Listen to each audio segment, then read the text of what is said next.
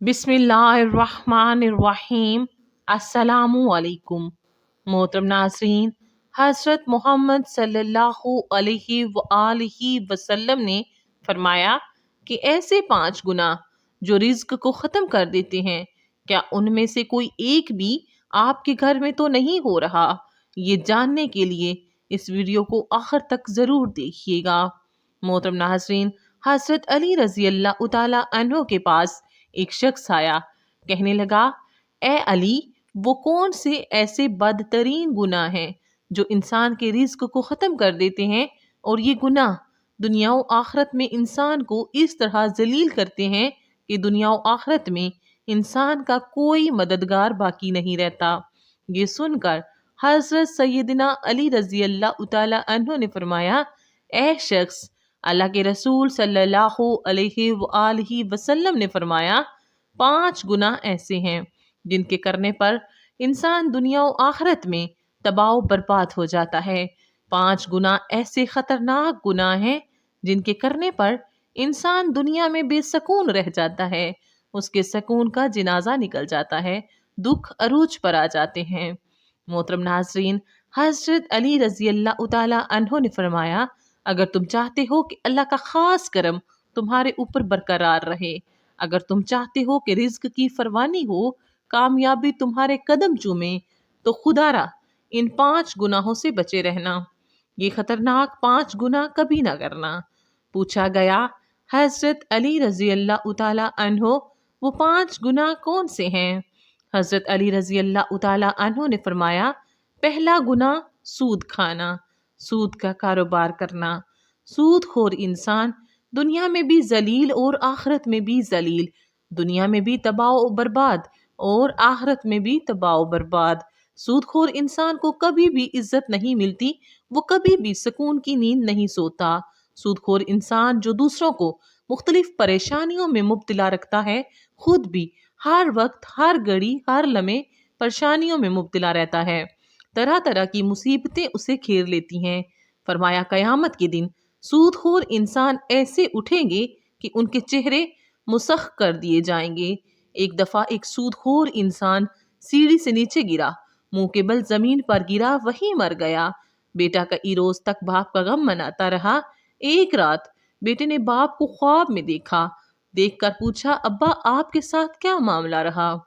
सूदखोर ने कहा, ना पूछ बेटे, सीढ़ी से नीचे गिरा था, बजाय जमीन पर आने की सीधा जहन्नुम में चला गया।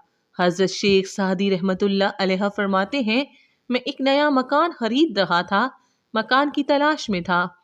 इतने में एक सूदखोर मेरे पास आया, मुझे कहने लगा, ये मकान खरीद लो, उम्दा मकान है, इसमें कोई ऐब नहीं, मैं आपका हमसाया हूँ, इसी मोहल्ले का रहने वाला हूँ। सूदखोर इंसान मुझे कहने लगा, मैं आपका हमसाया बन जाऊंगा। हजरत शेख सादी रहमतुल्लाह अलैह फरमाते हैं, ओ नादान, तू तो कहता है इसमें कोई ऐब नहीं है, मुझे तो सारे के सारे ऐब ही ऐब नजर आते हैं। उसने कहा, हजरत वो कैसे? आपने फरमाया, इससे बड़ा ऐब क्या होगा कि तू मेरा पड़ोसी है, इससे बड़ा ऐब क्या होगा कि एक सूदखोर मेरा पड़ोसी है, और जहां तुझ जैसा पड़ोसी हो वो मकान तो मुफ्त में भी मिले फिर भी महंगा है। मोहतरम नाज़रीन, अगर दुनिया और आखिरत में इज्जत और आला मुकाम चाहते हो, रिज्क की फरवानी चाहते हो, तो सूद कभी ना खाना, सूद का कारोबार कभी ना करना। आप रजी अल्लाह तआला अन्हो ने फरमाया, दूसरा गुनाह किसी नेक और मुत्तकी परहेजगार औरत पर तोहमत लगाना।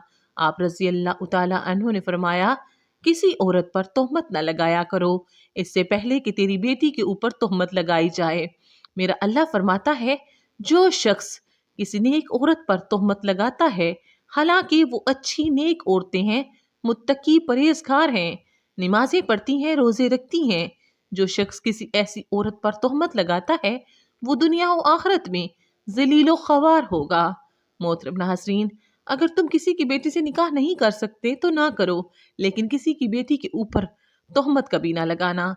वो बूढ़ा बाप जो अपनी बूढ़ी कमर पर बोरियां लाद लाद के दिन रात मेहनत मजदूरी करके अपनी बच्ची को जवान करता है, पढ़ाता लिखाता है, जब उसकी बेटी जवान हो जाती है तो मोहल्ले के नौजवान اس غریب کی بیٹی کو قبول نہیں کرتے، الٹا تہمت لگا کر ٹھکرا دیتے ہیں، شادی کرنا گوارا نہیں کرتے صرف اس لیے کہ ان کے پاس جہیز نہیں ہے۔